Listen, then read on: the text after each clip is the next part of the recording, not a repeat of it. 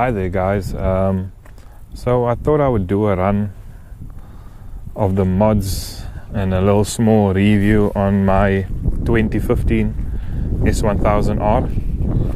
So this is the naked version of the RR, Street Fighter, whichever you call it. Yeah, so I've owned it for about a year now, and for someone that never considered a naked bike, like, I was surprised how comfortable this is and how good the performance was. Now this bike, it's around, the top speed on this bike is around 260 kilometers per hour, which I tested the other day and I got around 200, I think it was 247 in 5th gear. I didn't go to 6th gear. Yeah, and the extras I fitted on, with everything I have on the bike, the price comes to about 210,000 Rand, which is about $13,000 last I checked. So yeah, this motor, they say it's the detuned version of the RR. Not really detuned, it still has a crap lot of power, but it has less top end and you're getting all your power, you know, bottom to mid range of the motor. Now if we go to the control buttons, let's see, you have riding mode, it has the rain mode, which is more about 60% of the power, and that's for your wet surfaces. Then you have road mode, which is for the traction control is set for your normal dry surface. You have dynamic and dynamic pro. The dynamic pro you only get unlocked basically once your bike does the running service. BMW does it for you. It's a little switch under the seat here or a little plug that they put in. The nice thing about this bike is the modes you can change on the go. As you can see, it has heated grips, 2 settings, hot and really hot, which I can't deal with. I only put it on the first setting. It has the on and off switch. On this side we have that little thing, cruise control. You have your trip meter, which shows you, let me see if I can get this. So you have your little trip meter over here, which shows you range you have left on the fuel. Trip 1, how many kilometers you've done, trip 2, then it has average liter per 100 kilometers, average kilometers an hour, and then your odometer, your total kilometer reading. And then yeah, you have the info button, which is more for race setup or track times that you want to do. I don't usually bother with that. It has ABS and traction control, which you can turn off by keeping this in. As you can see, those lights are flickering over there, ABS and traction control. Once you keep this in, they just stay on, which means that they off. It's kind of the other way around. And then the electric suspension, which over here, this button, you can see a little suspension, the spring. We have normal setting, hard setting and soft setting. I usually ride in normal. When I'm using cruise control on the longer trips, I put it in soft mode. And then we have the indicator switch over here, your hazard emergency lights. On this side, if you come around, you have your switch, your headlights and your brights, and then your little horn. And then the standard mirrors they do a good job. I don't have any issue with them. There's almost no vibration on this bike in the bars, and I'm not sure if that's because I have the bar ends on. The bike came out like this. I'm not sure if it's standard, but the mirrors, they do a good job. Although I would like to get the Rizoma mirrors, but yeah, I'm still saving up for that. The instrument cluster, I like how simple it is from BMW. It has a little more than the RR, and the thing I like most is that it shows fuel. There's a fuel gauge, and then I don't know if you can see it on top there, there's a little grip with a little dot next to it. That means the heated grips is set on 1. There's another setting, I don't know if you're going to be able to see it, but let's see if it pops up. If I keep this in this little helmet, and then Now there's two helmets. That's if you have a pillion on the back, and then the suspension changes according to that, what it would be if you had a pillion, which is pretty cool. Now this bike, it's very comfortable to ride compared to the RR. A much more upright seating position, higher handlebars, wider handlebars, and it's just all around very comfortable on your body. It has a lot less strain on the arms, especially on the longer trips. I mean, I've taken it around 400-500 kilometer trips, and I do it with ease. It's no problem. The bars are pretty good. The wider handlebars also make it pretty easy to throw into corners. It's very maneuverable with these handlebars. Now, on my RR, you could tell by the wear on the tire, on the sides. People always look at the edges to see how you're cornering, and on my RR I had much less wear on the edges of my tires than anywhere than I do on my R, and that's because I feel like the wider handlebars is a bit confident inspiring. It makes me think I can throw it into the corners, so it's very easy to ride, and I'm not a pro by any means, so yeah. Now this bike is very stable. I'm thinking that's probably because it's German engineering, but it feels solid on the road, very planted. And yeah, I have a touring screen, that plus the seat plus cruise control, and the suspension is soft. It makes for a comfortable touring bike. I wouldn't do it cross country, but definitely you can do long journeys on this bike.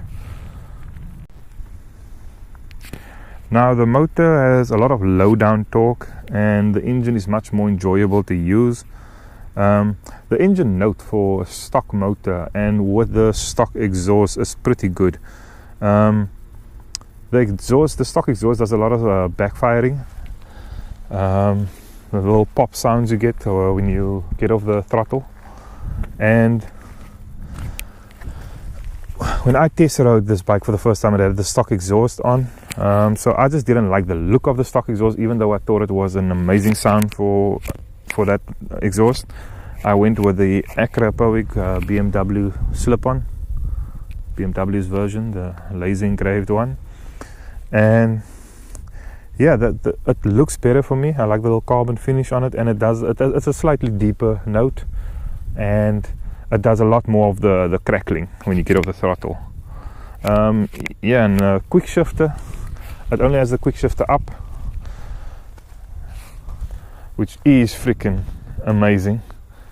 Okay, so this bike has the little screen over there. It has the crazy looking headlights, which I've loved since day one, so it kind of grows on you. It has the golden forks, the DDC, it has Brembo brakes, it has the LED turn signals, which are pretty clear. They do a very good job. And I like the tail side of the bike as well, it looks very nice. I will say though, this tail compartment is barely enough to keep your wallet in, large enough. So yeah, just keep note of that. Okay, so the extras that I fitted to the bike. Firstly, I have the HP4 levers, the clutch and the brake lever, and they are fold up, which is pretty cool. They're very lightweight. I'm not sure if it's HP4 levers or if it's HP levers. I think it's HP, but yeah, they're very comfortable, very lightweight, and very easy to use. They are adjustable, of course, you can see over there, but I feel like they put much less strain on my hands when using the levers. I've got the frame sliders. I don't know how you pronounce this. Everybody says it different. It's Puig,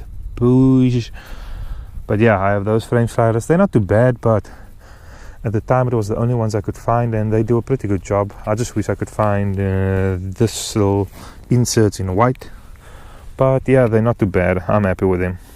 I have the BMW touring screen, which really does a good job for wind blocking. It's much higher than this one, so whenever I go on a long road, I put that screen on.